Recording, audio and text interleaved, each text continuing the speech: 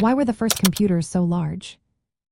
Have you ever wondered why the first computers took up so much space? It's a fascinating story that intertwines technology and history. The size of early computers was mainly due to the technology of their time and the complexity of their tasks. They relied on bulky components like vacuum tubes, mechanical parts, and extensive wiring systems. This meant they needed a lot of physical space to function. Take the electronic numerical integrator and computer, known as ENIAC, for example. Developed in the 1940s, it contained over 17,000 vacuum tubes. This machine occupied about 1,800 square feet and weighed more than 27 tons.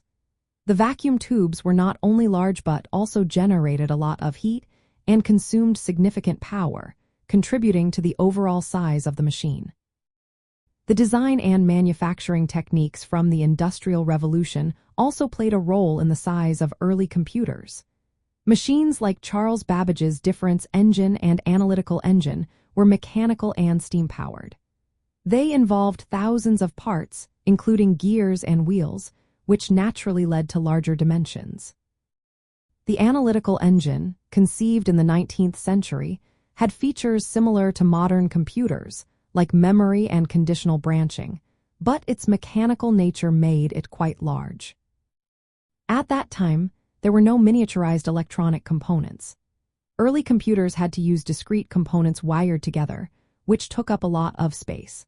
The transition from mechanical to electronic components began with vacuum tubes before the invention of transistors and integrated circuits.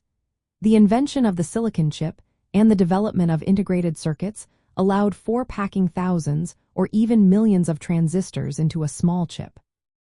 This innovation drastically reduced the size of computers over time.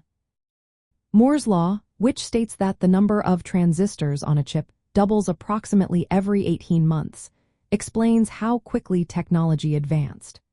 This rapid miniaturization and increase in computing power transformed computers from room-sized machines to devices that fit on desks and eventually into handheld gadgets.